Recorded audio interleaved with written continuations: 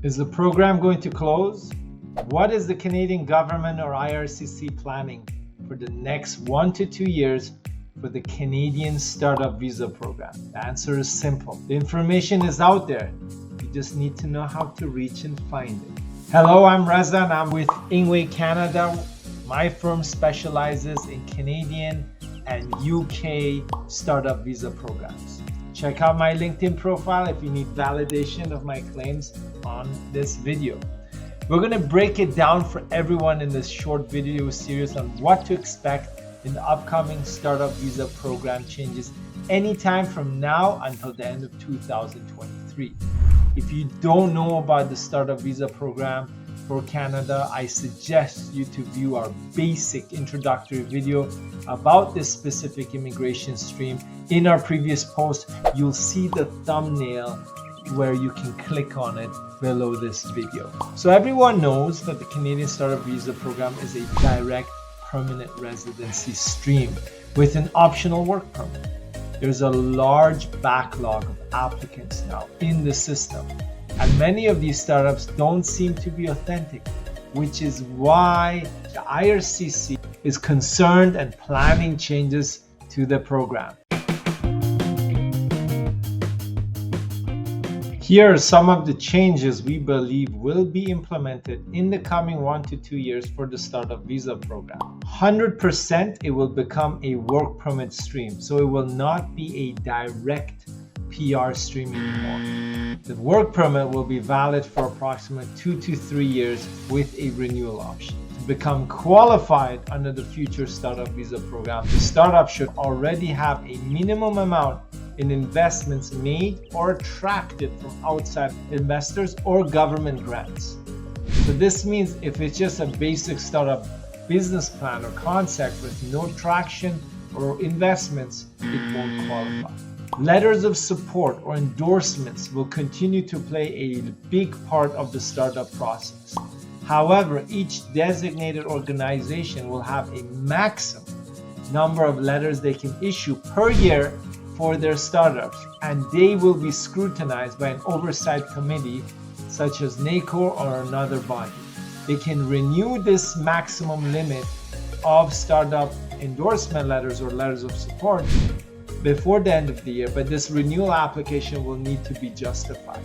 Basic language requirements, minimum settlement funds, and past professional experience operating a business or creating innovations will continue to play a key role in the human capital part of the Startup Visa program. This will not change much. After arrival to Canada and setting up or continuing their startup business, the members of the startup will then have two options to take. Either convert to PR or renew their work permits for another 2 to 3 years. Let's look at these two options in detail now.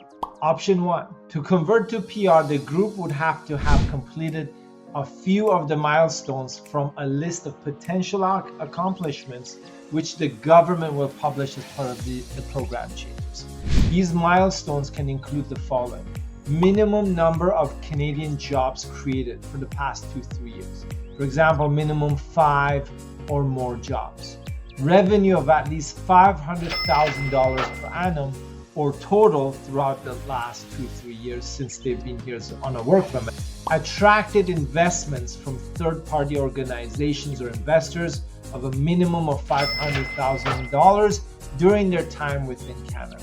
Minimum investment pumped into the startup business by the members themselves for at least $150,000 to $2,000 during the time they've been inside Canada. Remember, there will be a list of these eligibility criteria for PR, of which 2 or 3 of them should be accomplished to become eligible for PR inside of Canada. And if the group members have not accomplished enough of these previously listed milestones, they have option 2 to renew their work permit for another 2 to 3 years if they meet any of these following criteria: creating a minimum number of Canadian jobs, having an annual growth in sales of at least 20% during their time operating inside Canada, attracting investment of minimum $250,000 from non-member investors for this startup business to grow, or minimum investment of $150,000 to $200,000 injected into the business